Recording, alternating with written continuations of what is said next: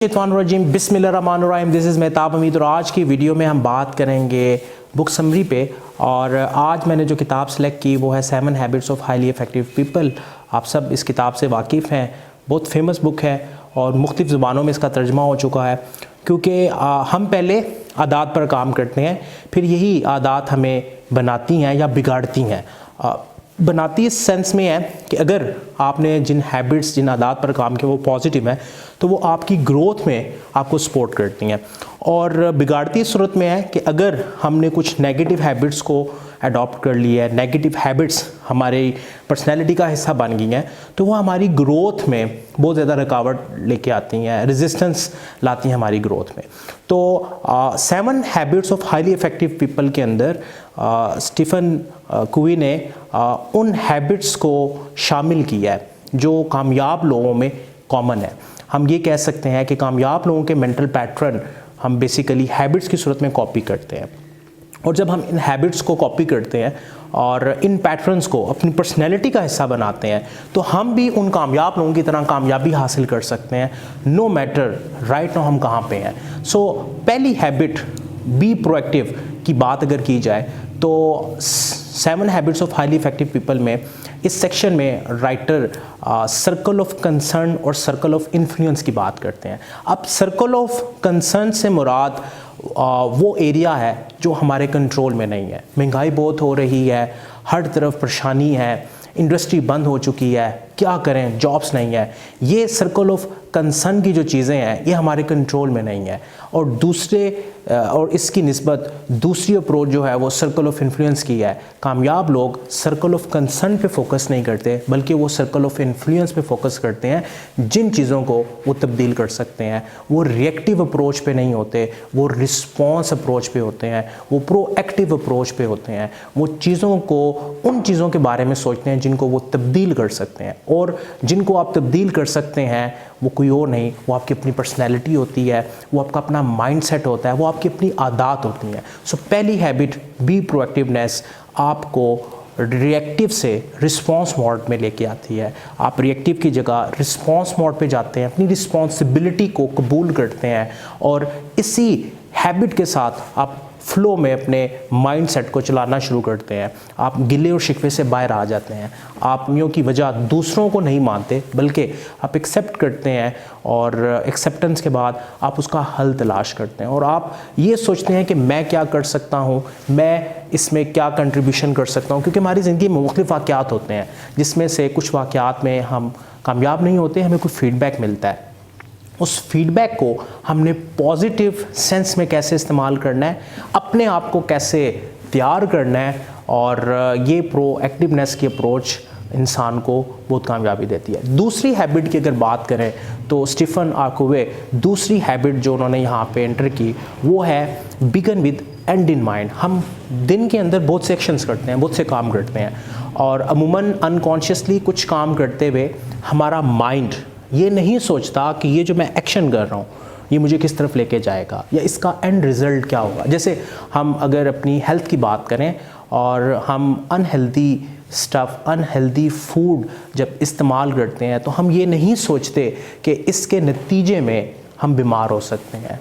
हम junk food का इस्तेमाल करते हैं, आर्टिफिशियल प्रोसेस फूड का इस्तेमाल करते हैं, और ये नहीं सोचते कि इसका एंड रिज़ल्ट क्या होगा। एक पे आपने begin with end in mind के पॉइंट ऑफ व्यू से सोचना है कि जो इनपुट फूड की सूरत में आप अपने माइंड को, अपनी बॉडी को दे रहे हैं, इसका आपकी हेल्थ पे क्या असर होगा। इसी तरह हम कुछ एक्शंस करते हैं, हम सम टाइम प्रोक्रास्टिनेशन का शिकार हो जाते हैं। हमें पता है कि एक्सरसाइज हमारी बॉडी के लिए अच्छी है बट हम नहीं करते बिकॉज हम begin with end in mind approach पे नहीं होते, हम उसके एंड रिजल्ट को नहीं देखते। अब जैसे इस्लाम वो वाहिद मज़हब है जो इस दुनिया के बाद अगले जहाँ की भी प्लानिंग अभी से करवा रहा है। It mean begin with end in mind. हम अगले जहाँ को तस्वुर करते हैं कि अगले जहाँ में अगर कामयाबी चाहिए तो हमने नेक काम करने हैं, और अगर हम बुरे काम की तरफ राग़िब होते हैं, कोई भी बुरा काम करने लगते हैं, बुरा काम करने के लिए स्टेप उठाते हैं, तो हमारे अंदर का इंसान हमें ये आवाज़ देता है कि क़यामत के दिन इसकी सज़ा मिलेगी। अब ये बिगन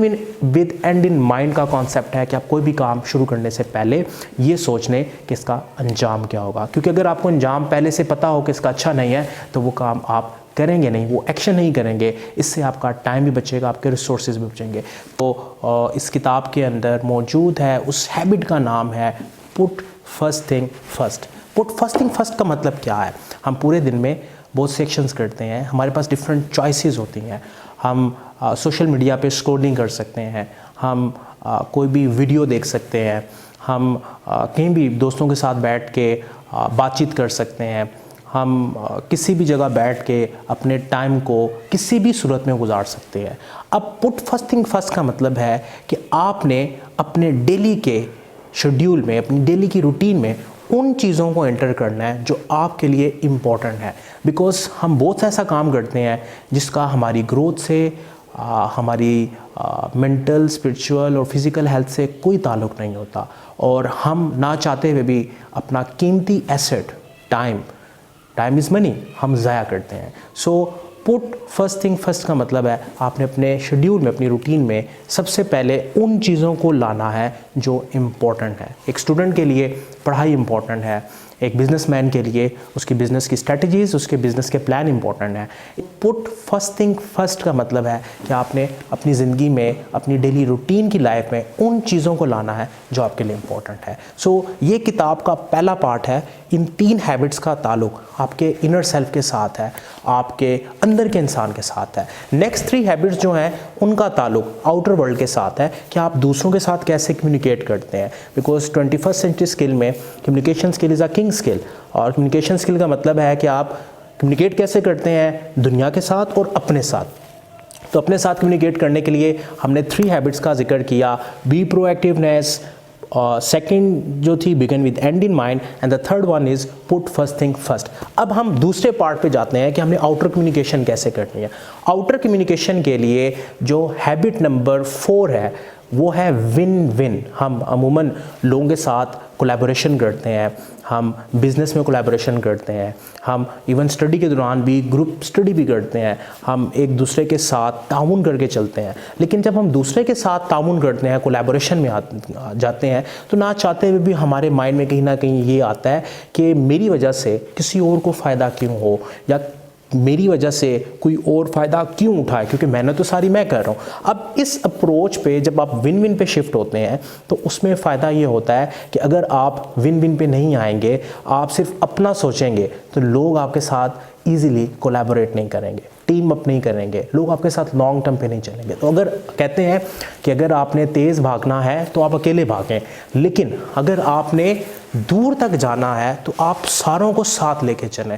बिकॉज जब आप सारों को साथ लेके चलते हैं तो आपको विन विन माइंडसेट पे शिफ्ट होना पड़ता है, आपको दूसरों का भी फ़ायदा सोचना पड़ता है। क्योंकि आज का दौर बड़ा तेज़ दौर है। हर इंसान जब आपके साथ कोई भी कोलैबोरेशन मोड में आता है तो वो अपना फ़ायदा ज़रूर सोचता है, और अगर आप उसका फ़ायदा नहीं करेंगे, आप उसको किसी किस्म का बेनिफिट नहीं देंगे, तो डेफिनेटली वो आपके साथ लॉन्ग टर्म पे नहीं चलेगा। शॉर्ट टर्म पे मुमकिन है कि वो आपका साथ दे, बट लॉन्ग टर्म पे कोई भी बग़ैर मकसद के आपके साथ नहीं चलेगा। So win win approach, win win की हैबिट ये सिखाती है कि आपने जब भी कोलैबोरेशन करनी है तो दूसरों का भी फ़ायदा सोचना है।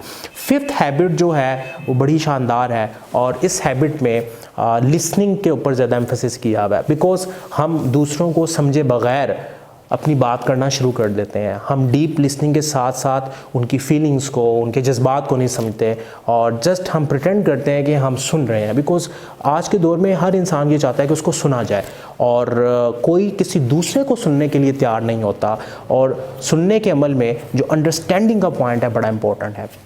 5th हैबिट में राइटर कहता है कि आप बेसिकली समझने के अमल पर फोकस करें, कि आप किसी दूसरे को पहले समझेंगे नहीं जब तक उसके मेंटल मैप को नहीं समझेंगे, क्योंकि हर इंसान का मेंटल मैप डिफरेंट है। आज भी मैं अपनी टीम से बात कर रहा था और एक कन्फ्लिक्ट की बात हो रही थी, तो मैंने जब उसको डिग डाउन किया तो मुझे पता चला कि कन्फ्लिक्ट की रीज़न जो है वो कम्युनिकेशन गैप है, क्योंकि एक पर्सन दूसरे पर्सन के मेंटल मैप को अंडरस्टैंड ही नहीं कर रहा, और वो जस्ट इम्पोज कर रहा है कि काम ऐसे होना चाहिए था, जबकि अगर वो अंडरस्टैंड कर ले तो कॉन्फ्लिक्ट ही नहीं होगा। सो कन्फ्लिक्ट की रिलेशनशिप रिलेशनशिप में मेन रीज़न ये है कि हम अंडरस्टैंड नहीं करते, हम दूसरों को समझते ही नहीं हैं और समझे बगैर कम्युनिकेशन स्टार्ट कर देते हैं, समझे बगैर ही शेयरिंग स्टार्ट कर देते हैं, जिसकी वजह से हमारा इमोशनल गैप जो है वो बढ़ जाता है। हम लोग एक दूसरे के साथ इमोशनली अटैच नहीं होते और हमारी कम्युनिकेशन वीक होती है, जिसकी वजह से कन्फ्लिक्ट आती है, जिसकी वजह से आप कोलैबोरेशन मोड में लॉन्ग टर्म पर नहीं चल सकते।